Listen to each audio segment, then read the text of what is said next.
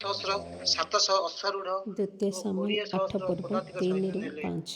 ଆଉ ଦାଉଦ ରଥ ଅଶ୍ଵ ସମସ୍ତର ଗୋଡ଼ ଶିରା କାଟି ପକାଇଲେ, ମାତ୍ର ତହିଁ ମଧ୍ୟରୁ 100 ରଥ ପାଇଁ ଅଶ୍ଵ ରଖିଲେ। ଏଥିଉତ୍ତାର ଦମେଶକର ଅରାମ୍ୟମାନେ ସୋବାର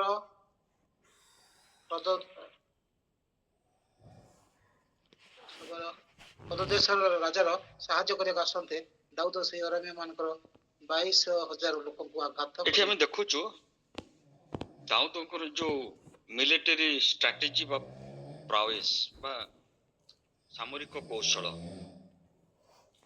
ତାଙ୍କୁ ଏ ଜ୍ଞାନ କିଏ ଦେଲା?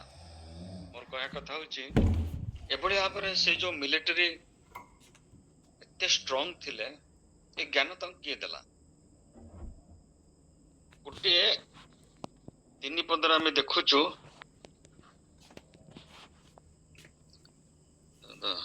8:1 ପଦରେ ଦେଖୁଛୁ, ଅନନ୍ତର ଦାଉଦ ପଲିଷ୍ଟିୟ ମାନଙ୍କୁ ପରାସ୍ତ କରି ନତ କଲେ।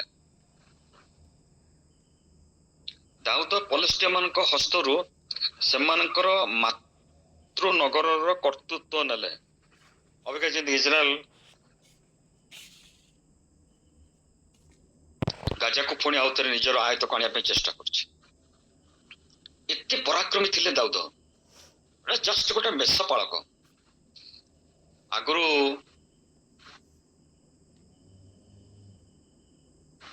ଆମର ଏଠି କଲେଜ ନଥିଲା, ସେଥିପାଇଁକା ସାମରିକ କୌଶଳ ଶିଖିବା ପାଇଁ କଲେଜରେ ପଢିବା ପାଇଁ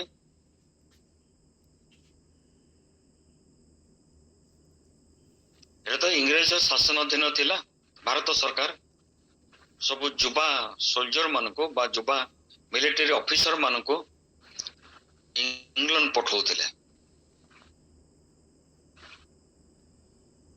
ଆଉ ସେ କଲେଜର ନାଁ ହଉଛି, ଇଂଲଣ୍ଡର ଯୋଉ କଲେଜଟାକୁ ପଠାଉଥିଲେ, Sandhurst military academy, Sandhurst. ଆପଣ ନାଁ ଶୁଣି ନଥିବେ, କିନ୍ତୁ କଟକ YMCA ର ଯୋଉ ପ୍ରତିଷ୍ଠାତା ବ୍ରିଗେଡିୟର ସଂଗ୍ରାମ କିଶୋର ରାୟ, ସେ ଯେତେବେଳେ ଦିଲ୍ଲୀରେ ଆପ୍ଲାଏ କଲେ ଯେ ମୁଁ ସାଣ୍ଡହର୍ସ ମିଲିଟାରୀ ଏକାଡେମୀରେ ପଢିବି ବୋଲିକା, ଯୋଉ ଡାଇରେକ୍ଟର ମାନେ ତାଙ୍କୁ ସିଲେକ୍ସନ କରିବା ପାଇଁ ଯୋଉ ଡାଇରେକ୍ଟର ମାନେ ଥିଲେ, ସେମାନେ କହିଲେ ଯେ ମାନେ ତାଙ୍କୁ ଉପହାସ କଲେ, ପରିହାସ କଲେ। ଗୋଟେ ଓଡ଼ିଆ ପିଲା ସେ ଯିବ ଇଂଲଣ୍ଡକୁ ପଢିବା ପାଇଁ।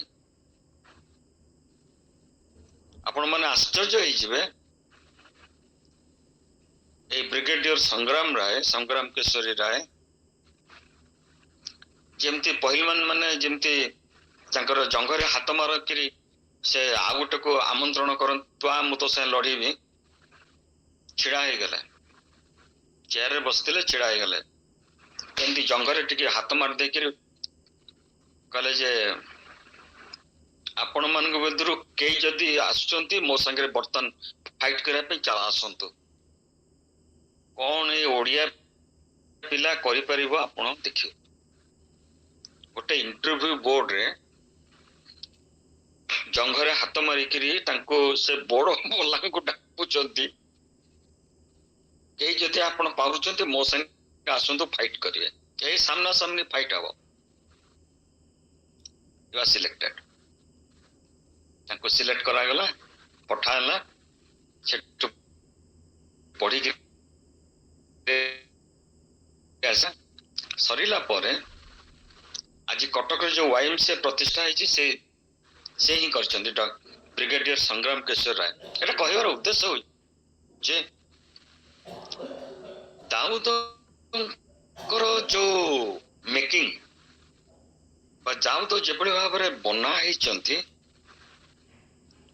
ବଡ ବିଚିତ୍ର ଭାବରେ ଏ ମିଲିଟାରୀ ଜ୍ଞାନ ସେ ଯୋଉ ପାଇଛନ୍ତି, ବଡ ବିଚିତ୍ର ଭାବରେ।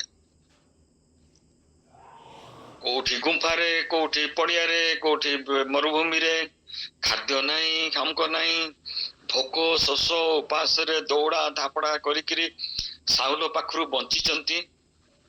ଆଉ ତାଙ୍କ ବିଷୟରେ ଏଡ଼େ ସୁନ୍ଦର କଥାଟିଏ ତାଙ୍କର ଯେ କାଉନସିଲର ଥିଲା, ପଢିବା ନ ପଢିଲେ ଭଲ ଲାଗିବନି। ଦ୍ୱିତୀୟ ସାମୁଏଲ 17 ପର୍ବକୁ ଆସନ୍ତି।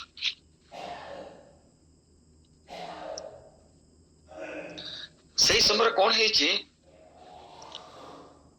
ଦାଉଦଙ୍କ ପୁଅ ଅବସାଲମ ସେ ଦାଉଦଙ୍କ ଏଗେନଷ୍ଟରେ ଉଠିଛି। ତାର ଗୁଡେ ଫଲୋୟର, ସେ ସବୁ ଉପଦେଶ ମାଗୁଛି। ପ୍ରଥମ ସେ ମାଗିଲା ଅହିତୋଫେଲ ପାଖରୁ। ଅହିତୋଫେଲ ଯୋଉଗୁରା କହିଲେ ଯେ ଆମେ 12,000 ଲୋକ ଆଣିକିରି ଆଉ ଆଟାକ କରିବା ଦାଉଦଙ୍କ ପଛରେ ଗୋଡେଇବା। କଣ ହେଲା, ଅବସାଲମଙ୍କ ମୁଣ୍ଡକୁ ଢୁକିଲା, ଦେଖିବା ଆଉ ଗୋଟେ ସେକେଣ୍ଡ ଓପିନିଅନ ନବା। ସେଇ ଦ୍ୱିତୀୟ ସାମୁଏଲ 17 ଆଉ 5 ପଦ କିଏ ଗୋଟେ ପଢି ଦିଅନ୍ତୁ। ଦ୍ୱିତୀୟ ସାମୁଏଲ 17 5। ତେବେ ଅବସାଲମ କହିଲା, ଅର୍ଝିଅ ହୁସେୟକୁ ମଧ୍ୟ ଡାକ, ଆଉ ସେ କଣ କହେ ତାହା ମଧ୍ୟ ଶୁଣିବା। ସେ କଣ କହିଲା ଦେଖନ୍ତୁ, 8ରେ ପଢନ୍ତୁ। 8। ହୁସେୟ ଆହୁରି କହିଲା, ଆପଣ ଆପଣା ପିତାଙ୍କୁ ଓ ତାଙ୍କ ଲୋକମାନଙ୍କୁ ଜାଣନ୍ତି। ସେମାନେ ତ ବୀର ଓ କ୍ଷେତ୍ରରେ ଛୁଆହରା ଭାଲୁକି ପରି।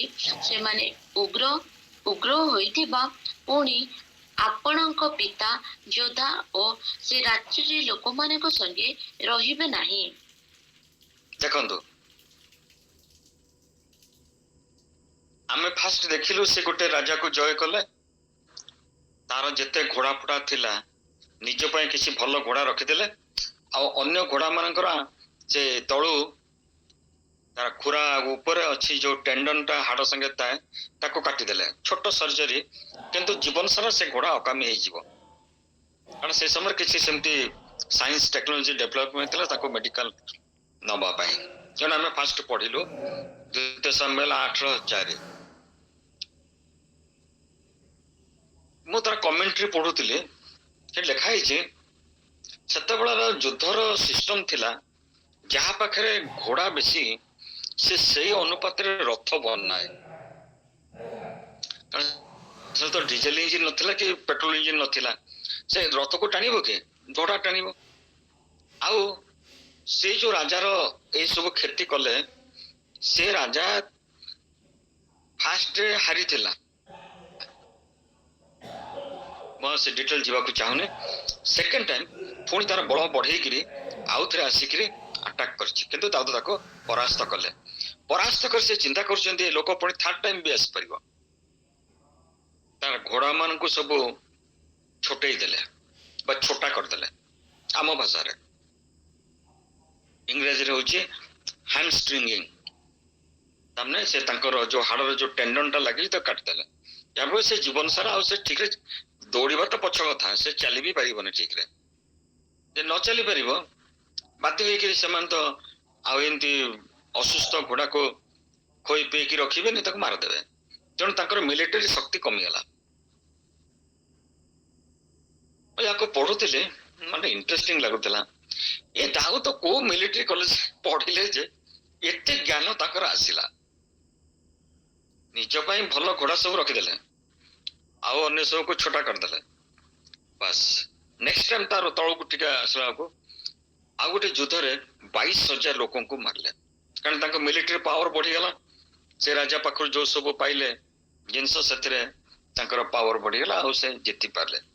ଏଇଠି ଆମେ ଦେଖୁ, ଯେତେବେଳେ ଦ୍ୱିତୀୟ ସାମୁଏଲ 17କୁ ଆମେ ଯାଉଛୁ,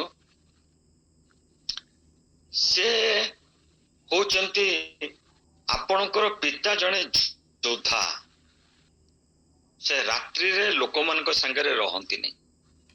ଦେଖନ୍ତୁ ତାଙ୍କ ମିଲିଟାରୀ ଟାକ୍ଟିକ୍ସ ସବୁ ଏତେ ଟାୟାର୍ଡ ହେଇଥିବେ, ଏତେ କ୍ଳାନ୍ତ ହେଇଥିବେ, ଦିନ ସାରା ଦୌଡ଼ ଧାପଡ଼ କରିଥିବେ, କିନ୍ତୁ ସେ ମିଲିଟାରୀ ଏତେ ଚାଲାକ, से जानिचंती एठी कोउ ना कोउ गोटे किए आनिकी गोइंदा मोर खबर देदेव सेठी आ सेमाने से अटैक करिवे तो लोक मन से रहिबेनी से जाय कि आ गोटे जगह चल जिवे राति रे सेटा भी ए काउंसिलर जे हुसैन से जानिछि हैं नरे देखंतु से बे कोनसी गर्तरे कि अन्य कोनसी स्थान रे लुचिकरी अछंती उसे दिने थिला दाऊदंकर लीगल एडवाइजर काउंसिलर से का कहूचे से दाऊदंक विषय सब जानी से को गर्तरे कि अन्य कौन से स्थान रे लुचिकरी अछंती आउ से एते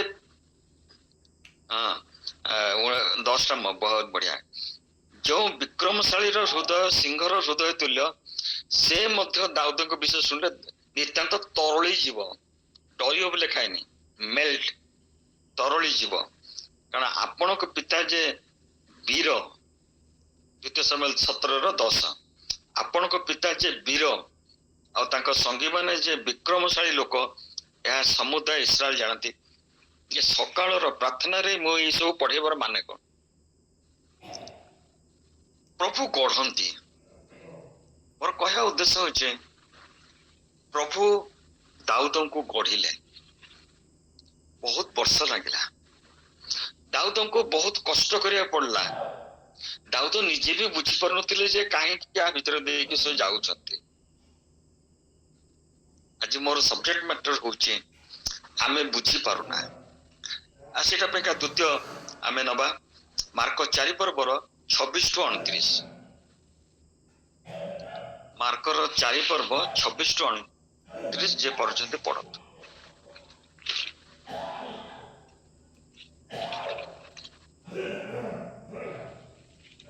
आहुरी से कहले ईश्वरଙ୍କ राज्य एही प्रकार जेपरि जणे लोक भूमि रे बिहन बुणे पुणी रात्रि रे निद्रा जाए और दिवस रे जागृत हुए आउ बिहन किपरि अंकुरित होई वृद्धि पाए ताहा से जाने नहीं भूमि आपे फल उत्पन्न करे प्रथम रे पत्र परे सीसा ताहा परे सीसा रे शस्य रे पूर्ण हुए तापरे सीसा रे शस्य पूर्ण शस्य किंतु शस्य पाचिला क्षणी फसल समय उपस्थित हे पारो से दा लगाए थैंक यू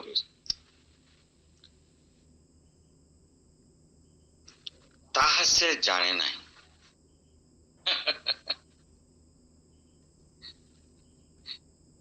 ଯେଉଁ ଜଣେ ଲୋକ ଭୂମିରେ ବିହନ ବୁଣେ ଫାର୍ମର ଚାଷୀ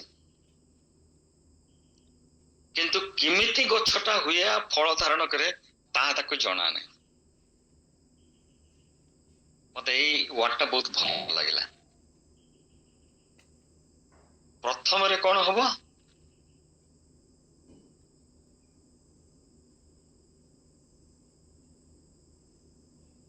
अंकुरित हब तापरे हाँ प्रथम पत्र तापरे सीसा ताहापरे सीसा रे पूर्ण शस्य 3टा स्टेज प्रथम पत्र परे सीसा बाहरिबो तापरे सीसा भितरे शस्यटा पूर्ण हब प्रभु आमन को ए 3टी स्टेज देखि आमन को गढ़ती जेमती दाऊद को गढ़ी थिले आपणकर पिता जने योद्धा इंग्रजी रे बहुत बढ़िया अछि he is a fierce in battle डरिबेनी हटि जिबेनी इमिति जोर रे से मारी जिबे आक्रमण करिया पइका जो मनकर हृदय लायन परिका से मेल्ट कर जाए तरली जाए एठी आमे देखुच गोटे फार्मर पुणी देला रात्रि रे निद्रा जाए दिवस रे जागृत हुए तार से चलला रात्रि रे निद्रा जाए दिवस रे जागृत हुए आ बिहन किपरि अंकुरित होई वृद्धि पाए ताहा से जाने नाही प्रत्येक लोक जे आमे କୁ ପ୍ରଭୁ ବନଉଛନ୍ତି। ଇଂରାଜୀରେ ଅଛି knows not how। କିଭଳି ପ୍ରଭୁ ଆମକୁ ବନଉଛନ୍ତି ଆମେ ଜାଣିନୁ, ହଁ ନା ନାଇଁ? କିନ୍ତୁ ଆମକୁ ସମସ୍ତଙ୍କୁ ପ୍ରଭୁ ବନଉଛନ୍ତି। ଅତି ଧୀର ସ୍ଥିର ଭାବରେ ପ୍ରଭୁ ଦାଉଦଙ୍କୁ ନେଲେ, ତାଙ୍କୁ ଗୋଟେ ଇସ୍ରାଏଲର ରାଜା ପରିକା ତାଙ୍କୁ ବନେଇବା ପାଇଁକା ବର୍ଷ ବର୍ଷ ଲାଗିଗଲା। ତାଙ୍କର ଯୋଉ ଭିତରର ଯୋଉ ଥିଲା ଅନ୍ତର୍ନିହିତ ଶକ୍ତି, ବଳ, ପରାକ୍ରମ ଇତ୍ୟାଦି ଇତ୍ୟାଦି ଇତ୍ୟାଦି, ତାକୁ ପୂର୍ଣ୍ଣ ମାତ୍ରାରେ ସେ ତାକୁ ଡେଭଲପ କରିବା ପାଇଁକା ସମୟ ଲାଗିଲା। ସେଥିରୁ ଡେଭିଡ କଣ ଶିଖିଲେ ନା ସବୁ ଜିନିଷର କନସିକ୍ୱେନ୍ସ ଅଛି, ଫଳାଫଳ ଅଛି। ପାପ କଲେ ବି ଫଳାଫଳ, ଧର୍ମ କାର୍ଯ୍ୟ କଲେ ବି ଫଳାଫଳ, ପ୍ରତି ଟ୍ରାଏଲ୍ସ ଆସିବ ବା ପରୀକ୍ଷା ଆସିବ, ପରୀକ୍ଷା ପରେ ସକ୍ସେସ ଆସିବ, ସଫଳତା ଆସିବ। ରିଲେସନସିପ କେମିତି କୁ ବନା ହେଇପାରିବ, ନୀରବରେ ପ୍ରଭୁଙ୍କର ସେବା କେମିତି କରାହେଇପାରିବ। ଯେତେବେଳେ ସେ ପଶୁପଲ ନେଇକି ଯାଉଥିଲେ, ଦିନ ଦିନ ଧରିକି ସେ ଏକାକୀ ପ୍ରଭୁଙ୍କର ସହିତ ତାଙ୍କର ସମ୍ପର୍କକୁ ଦୃଢୀଭୂତ କରୁଥିଲେ। ସେ ଫାର୍ମର ଯେମିତି ବୁଝିଲାନି, ଦିବସରେ ଜାଗ୍ରତ ହେଲା, ରାତ୍ରିରେ ଶୋଇଲା, ସେ ତାହା ଜାଣିଲା ନାହିଁ ଯେ ଗଛଟାର ବୃଦ୍ଧି, ସେ ସାଇନ୍ସ ତାକୁ ଜଣା ନାହିଁ, ଏଗ୍ରିକଲଚର ସାଇନ୍ସ ଲୋକ ନଥିଲା। ଆଜି ପ୍ରଭୁ ଆମମାନଙ୍କୁ ସେଇ ରକମ ଭାବରେ ପ୍ରସ୍ତୁତ କରୁଛନ୍ତି, ଆମେ ତାହା ଜାଣିପାରୁନା। ଦାଉଦଙ୍କ ଜୀବନରେ ଭୁଲ କରିଛନ୍ତି, ମସ୍ତ ବଡ ଭୁଲ କରିଛନ୍ତି। ତାଙ୍କ ଜୀବନରେ ଲୋକେ କିଛି ନାହିଁ, ନିଜ ପରିବାର ପୁଅ ତାଙ୍କୁ ଶତ୍ରୁ ବନି ଯାଇଛି। ଅବଶ୍ୟ ଯେମିତି ଆମର ନେପାଳ ଅବସ୍ଥା, ତାଙ୍କ ସରକାରକୁ ଭାଙ୍ଗି ଦେଲେଣି ଆନ୍ଦୋଳନକାରୀ ମାନେ। ସେଭଳି ଭାବରେ ଅବସଲମ ବସିଥିଲା ଦାଉଦଙ୍କର ରାଜତ୍ୱଟାକୁ ଭାଙ୍ଗି ଦେବା ପାଇଁ। ସେ ସବୁ ଭିତରେ ଦେଇକି ଦାଉଦ ଯାଇଛନ୍ତି। ଗୋଟେ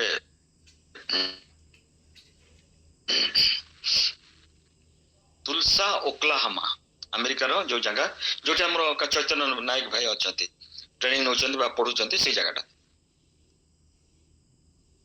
ସେଠି ଜଣେ ଥିଲେ ଓରାଲ ରବର୍ଟ। ସେ ସବୁବେଳେ ଏଇ କଥାଟିକୁ ତାଙ୍କର ସର୍ମନରେ କହନ୍ତି, ଯେମିତି ମଞ୍ଜି ଲଗେଇଲେ ଗଛ ହୁଏ, ବିଶ୍ୱାସଟାକୁ ଲଗେଇବାକୁ ପଡେ, ତାର ଗଛ ହବ। ଆଉ ସେ ଏଇ ଯୋଉ ଅଙ୍କୁର ବୃଦ୍ଧି ଦୃଷ୍ଟାନ୍ତ ଯୋଉଟା ମାର୍କ, ସେଟାକୁ ସେ କହନ୍ତି।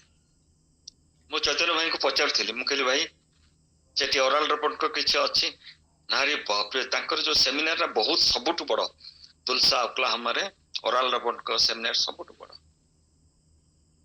ତାଙ୍କର ଗୋଟେ ବହି ମ୍ୟାଗାଜିନ ଆସୁଥିଲା, ଆଉ ଜଣେ ଭଉଣୀ ତାଙ୍କ ଘରୁ ମୁଁ ଯାଇକି ଆଣେ, ମୋର ଡାଇରେକ୍ଟ ନଥିଲା କିଛି ଆକ୍ସେସ। ସେ ବହି ଆଣିକି ମୁଁ ପଢେ, ଆଉ ସେଥିରେ ଲେଖା ହେଇଥିଲା, God knows the slumbering talents that is within you and me। ଆମ ଭିତରେ ଥିବା ସୁପ୍ତ ଗୁଣ ଗୁଡିକ, ଟ୍ୟାଲେଣ୍ଟ କହିଲେ ତ ଗୁଣ ହବନି, ଆହୁରି ତାଠୁ ଉଚ୍ଚ, ବା ଯୋଉ ଆମ ଭିତରେ ଯୋଉ କ୍ଷମତା ଅଛି, ଯୋଉ ବୁଦ୍ଧି ପ୍ରଭୁ ଆମକୁ ଦେଇଛନ୍ତି, ଯୋଉ ଜ୍ଞାନ ଦେଇଛନ୍ତି, ଯୋଉରାକ ସୁପ୍ତ ହେଇକି ଅଛି, ଆମେ ତାକୁ ଜାଣିନୁ, ପ୍ରଭୁ ଜାଣିଛନ୍ତି। ଆଉ he knows best how to develop it। ମାନେ ସେ ଜାଣିଛନ୍ତି ସେଗୁଡାକୁ କେମିତି ସେ ବନେଇବେ, ବଢେଇବେ, ତାଙ୍କୁ ଜଣା। ମୁଁ ସେଇ ସମୟରେ କଲେଜରେ ପଢୁଥିଲି, ଆଉ ତାଙ୍କର ମ୍ୟାଗାଜିନ ମୁଁ ପ୍ରାୟ ରେଗୁଲାରଲି ଆଣିକି ପଢେ। आ सेटा मोर पूरा मन रही जाइए God knows the slumbering talents that are within you and me आजकल से दाऊद को एका बनै नांती हां दाऊद तो बनै छथि किंतु काहे कि बनेले हम से सबको देखिवा गोटे इस्राएल रो गोटे सबल पराक्रमी कारण इस्राएल तांकर निज लोक से माने तापेका गोटे दुर्बल साउलंक परिका गोटे दुर्बल राजार आवश्यकता नथिला आसी गले किंतु से निजर जो गौरव पे चेष्टा कले ईश्वर को गौरव पे से चेष्टा करना सेथिपैका प्रभु तांकर शासन रु तांको बाहर करदेले आउ सामुएल को कहले मो पे आउ गोटे पिला दरकार आउ गोटे लोक दरकार आउ गोटे राजा दरकार आपण माने जानि छथि से बेथलेहेम को गले सामुएल जेसी रो घर को तैल से श्रृंग नैकरी आ से केमती तांको सिटी अभिषेक कले किंतु अभिषेक रे तांकर काम छिंडी गलानी से बहुत कष्ट देखी गले एवं से जो कष्ट देखी गले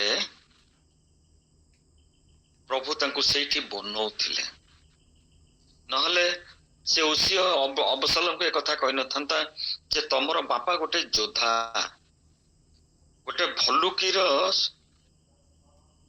जदि तार छुआ मान को के मारी दिए से एते उग्र हो जाए चिरी दब आज मु आपण पाखरे बसिची से भालुठू रक्षा पाइकरी जेतले चढ़ी आसला मो ऊपर को मो पेटे की सोई पड़ली मोर ए डाहण पट ए कांध रे दांत देके पुराई देला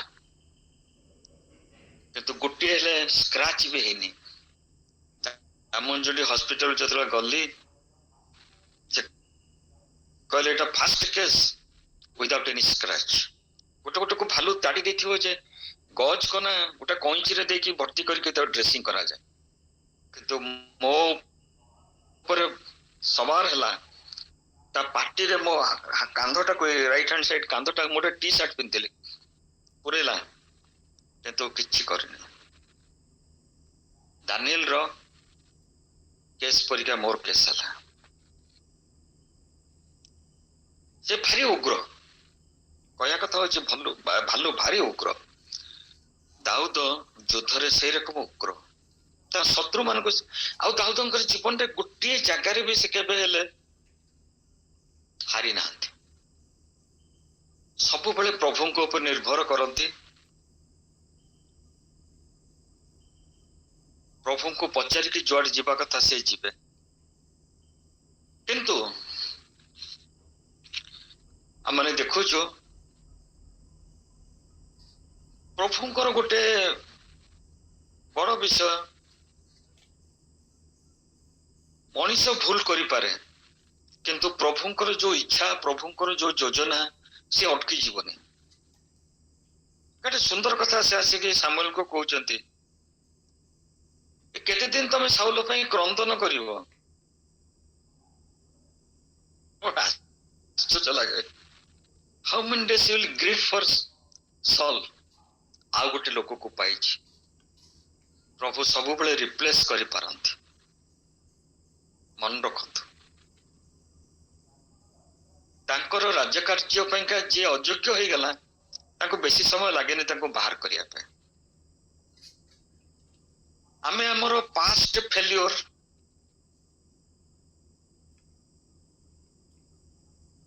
बहुत दुखित होई था अतीत को मन पकई पकई बहुत दुख पाई था किंतु प्रथम सामुएल 16:1 पढ़ंतु ने खाली मु कहि दोछि प्रभु आ गोटे खोजंती जेते देखंती तांकर जहा को से मनोनीत करथिले से हटी जाउची अपारग फेल्योर होउची ता लाइफ रे से आ गोटे को खोजंती कारण प्रभु कौन कले सामुएल को कहले मनुष्य जेपरी देखे मु सेपरी देखेनी मनुष्य ऊपर शरीर को देखे मु देखे अंतःकरण ଆପଣ ଭାବନ୍ତୁ ଯୀଶୁ ଯୋଉ ଗାଲିଲି ସମୁଦ୍ର କୂଳରେ ପିତର ହେଇକାଙ୍କୁ ଯୋଉ ସିଲେକ୍ଟ କଲେ, ସେମାନେ କଣ ସେମିତି ହ୍ୟାଣ୍ଡସମ୍ ଥିଲେ ନା ସେମିତି ଉଚ୍ଚା ଥିଲେ, ଡେଙ୍ଗା ଥିଲେ, ଗୋରା ଥିଲେ? କିଛି ନଥିଲେ, ଟ୍ୟାନ୍ଡ ହେଇଯାଇଥିବେ ସମୁଦ୍ରରେ ଆଉ ପାଣିରେ ଆଉ ଏ ଖରାରେ ଖାଇକିରି। ତାଙ୍କ ଚମଗୁରା ପୁରା ଟ୍ୟାନ୍ଡ ହେଇଯାଇଥିବ। କିନ୍ତୁ ପ୍ରଭୁ ସେମାନଙ୍କୁ ଜାଣିଥିଲେ ସେମାନେ ତାଙ୍କର ରାଜ୍ୟ ପାଇଁ କିଭଳି ଭାବରେ ବ୍ୟବହୃତ ହେବେ। ଗୋଟେ ବଡ ବିଷୟ ଆପଣ ଦେଖନ୍ତୁ, ମାଥ୍ୟୁ 5:3-9 ପଢନ୍ତୁନି। ଯୋଉମାନଙ୍କର ହୃଦୟ ପିଓର, ଯୋଉମାନେ ହଉଛନ୍ତି ଶାନ୍ତିକାରକ, ସେମାନଙ୍କୁ ସେ କହୁଛନ୍ତି ତୁମାନେ ଧନ୍ୟ। କାହିଁକି ନା ଶେଷରେ ସେମାନେ ହିଁ, ତାଙ୍କ ଭିତରେ ଗୋଟେ ଭୋକ ଅଛି, ତୃଷା ଅଛି ଧାର୍ମିକତା ପ୍ରତି। ଏବେ ଯୋଉ ଆମେ ଦାଉଦଙ୍କ ବିଷୟରେ ଆମେ ଏତେ ସମୟ ଡିସ୍କସନ କରୁଥିଲୁ, ପ୍ରଭୁ କାହିଁ ତାଙ୍କୁ ବନଉଥିଲେ? ଗୋଟେ ପଦ ଆପଣ ପଢନ୍ତୁ, ଏଇ ବାଇବଲର ଶେଷ ବହି, ଶେଷ ପୁସ୍ତକ, ଯାହା ନାଁ ହେଉଛି ପ୍ରକାଶିତ ବାକ୍ୟ, ତାର 22 ପର୍ବର 16। ଯେ ପାରିଲେ ପଢି ଦିଅନ୍ତୁ। ଆମ୍ଭେ ଯୀଶୁ ମଣ୍ଡଳୀ ମାନଙ୍କ ନିମନ୍ତେ ତୁମମାନଙ୍କ ନିକଟରେ ଏହି ସମସ୍ତ ସାକ୍ଷ୍ୟ ଦେବା ପାଇଁ ଆମ୍ଭର ଦୂତଙ୍କୁ ପ୍ରେରଣ କରିଅଛୁ। ଆମ୍ଭେ ଦାଉଦଙ୍କ ମୂଳ ଓ ବଂଶଜ, ସେ ଉଜ୍ଜଳ ପ୍ରଭାତି ତାରା। ଭାବିଲେ କେତେ ରେସ୍ପେକ୍ଟ। ଖାଲି ଚିନ୍ତା କରନ୍ତୁ, ଗୋଟେ ମେଷପାଳକ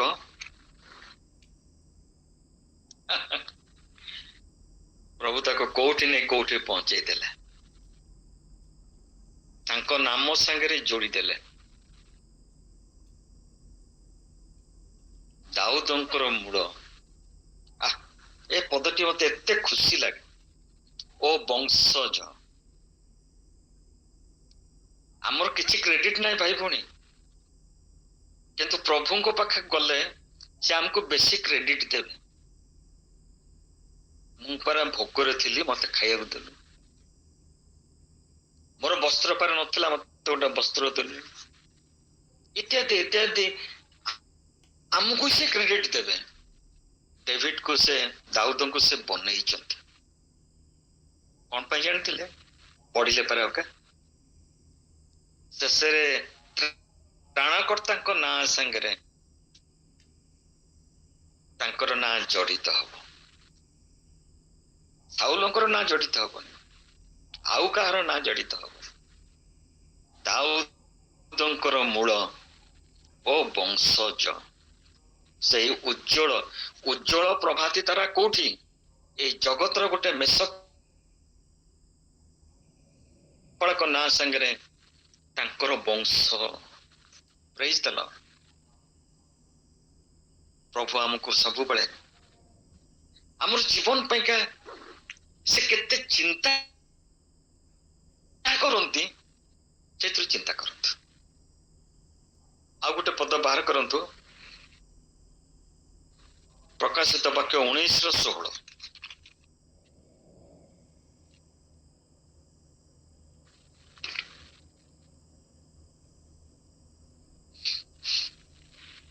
ତାହାଙ୍କ ବସ୍ତ୍ରରେ ତାହାଙ୍କ ଜଙ୍ଘ ଦେଶରେ ଏହି ନାମ ଲିଖିତ ଅଛି, ରାଜାମାନଙ୍କ ରାଜା ଓ ପ୍ରଭୁମାନଙ୍କ ପ୍ରଭୁ। ଆମେ ଟିକେ ଆଗରୁ ବାର ପଢୁଥିଲୁ, ତାଙ୍କର ନିଜର ଗୋଟେ କାଉନସିଲର ବା ଗାଇଡ, କଣ ତାଙ୍କ ନାଁ କଣ କୁହା? ଏନିୱେ, ସେ ଅବସଲମକୁ କହୁଛନ୍ତି, ଆପଣଙ୍କର ପିତା ଜଣେ ଯୋଦ୍ଧା। ଯୁଦ୍ଧରେ ସେ ଗୋଟେ ଫିୟର୍ସ। ଆଉ ସେ ଦାଉଦଙ୍କର ବଂଶର ଯିଏ ଆସିଛନ୍ତି, ତାଙ୍କ ଜଙ୍ଘ ଦେଶରେ ଏଇ ନାମ ଲେଖା ହେଇଛି, ରାଜା ମାନଙ୍କର ରାଜା, ପ୍ରଭୁ ମାନଙ୍କର ପ୍ରଭୁ। ଗୋଟେ ଯୋଦ୍ଧାର ସାଙ୍ଗରେ ଆମେ ଅନେକ ସମୟରେ ଡରି ଯାଉଛୁ। ଆମର ଦୁର୍ବଳ ମନ ଥରେ ଥରେ ଆଶ୍ଚର୍ଯ୍ୟ ଭାବରେ ବ୍ୟସ୍ତ ହୋଇ ପଡେ। କିନ୍ତୁ ମନେ ରଖନ୍ତୁ, ଯୋଉ ଈଶ୍ୱରଙ୍କର ଶକ୍ତିରେ ସେ ଆମକୁ ବଢୁଛନ୍ତି, ସେଇ ଯୋଉ ହୋସେୟ ଯୋଉ କହିଥିଲା, ତାର ଆଉ ଗୋଟେ 8 ପଦରୁ ମୁଁ କହୁଛି, and will not be easily defeated। ଦାଉଦଙ୍କ ବିଷୟରେ ହୋସେୟ ଅବସଲମକୁ କହୁଛନ୍ତି, ତାକୁ ତମେ ଇଜିଲି ଡିଫିଟ୍ କରିପାରିବନି। ଆଜି ପ୍ରଭୁ ଆମ ବିଷୟରେ ଠିକ ସେଇ କଥା କହୁଛନ୍ତି। Look, is Pastor Samuel, you cannot defeat him। ଯାହା ଆଇବଙ୍କ ବିଷୟରେ କହିଥିଲେ, ଏ ଜଣେ ସରଳାଚାରୀ ଲୋକ, ଆଉ ପ୍ରକୃତିରେ ସହିତ ଡିଫିଟ୍ କରିପାରିଲାନି। ଆଜି ଆମେ ପ୍ରତ୍ୟେକ ପ୍ରଭୁଙ୍କ ନିମନ୍ତେ ଗୋଟେ ଗୌରବମୟ ଅବସ୍ଥାରେ ପହଞ୍ଚିଛୁ। ପ୍ରଭୁ ଆମ ପାଇଁକା ଦର୍ପ କରିପାରିବେ, ଭାବୁଛନ୍ତି? You cannot defeat him easily। ବଢିଆ ଲାଗେ ପାଉଲଙ୍କର ଗୋଟେ ଗୋଟେ word, being rooted and grounded। ଏଫିସି ମଣ୍ଡଳୀକୁ ସେ ଲେଖୁଛନ୍ତି 2 ପର୍ବରେ, rooted and grounded।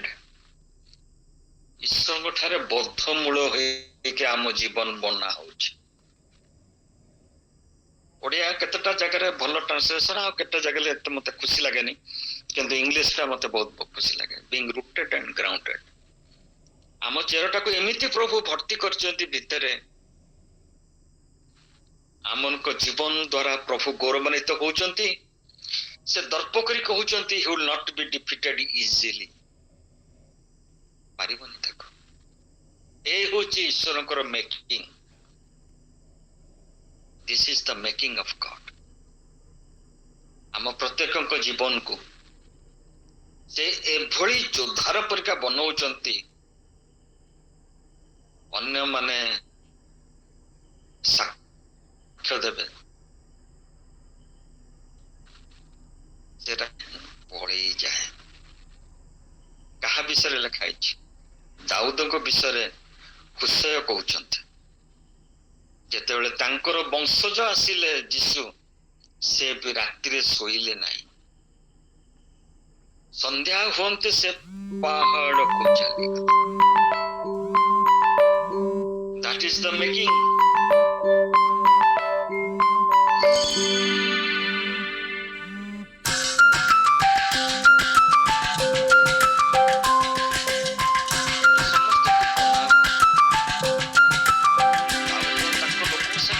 ରହୁନଥିଲେ,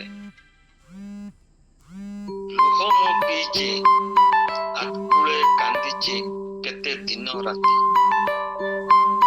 12 ଲୋକ ପଚାରିଛନ୍ତି ମତେ, ତ ପ୍ରଭୁ କାହାନ୍ତି?